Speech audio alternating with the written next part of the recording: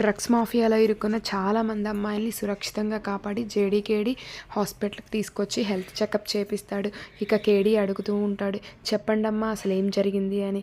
ఇక యామిని చెప్తూ ఉంటుంది, నాకు ఒకసారి స్టమక్ పెయిన్ వచ్చి హాస్పిటల్కి వెళ్ళాను. అక్కడ లేడీ డాక్టర్ నాకైతే ఒక స్కానింగ్ రాసింది.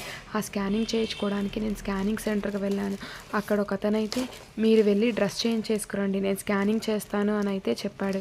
అదేంటి స్కానింగ్ చేయించుకోవడానికి డ్రెస్ చేంజ్ చేసుకోవడం దేనికి అని అడిగితే, ఇదేమన్నా ఫస్ట్ టైం ఆ లైఫ్లో మీరు స్కానింగ్ చేయించుకోవడం, ఇక్కడ ఇదే ప్రాసెస్, వెళ్ళి డ్రెస్ చేంజ్ చేసుకురండి అని అయితే చెప్పాడు.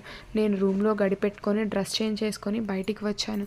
అంతలోపు అతను నేను డ్రెస్ చేంజ్ చేసుకున్న వీడియోని చూపించి, మీరు కనుక నేను చెప్పింది కానీ చెయ్యకపోతే ఈ వీడియోలను అయితే నెట్లో అప్లోడ్ చేస్తానని బెదిరించాడు. ఇలా నాలాంటి అమాయకులు ఎందరో డ్రగ్స్ మాఫియాలో ఇరుక్కున్నారని యామిని చెప్తూ ఉంటుంది. ఇక అయితే స్కానింగ్ సెంటర్లో ఉన్న వ్యక్తి యామినికి కాల్ చేసి ఇలా చెప్తూ ఉంటాడు, నీకు ఎంత బుద్ధిగా చెప్పినా నా గురించి పోలీసులకు చెప్పావంటే నీకు అసలు భయం లేదని నాకు అర్థమవుతుంది. ఒకటి కాదు, రెండు కాదు, 500 మంది వీడియోలు నేను ఇప్పుడే నెట్లో అప్లోడ్ చేస్తాను అని బెదిరించి ఫోన్ పెట్టేస్తాడు. ఇక యామిని అయితే, మీరే కాపాడాలి సార్ నన్ను, ఇక మీరు కాపాడకపోతే మేమందరం ఆత్మహత్య అయితే చేసుకుంటాము. ఇక జేడీకేడి ఈ యామినీనైతే ఎలా కాపాడతారో ముందు అయితే చూద్దాం. Thank you.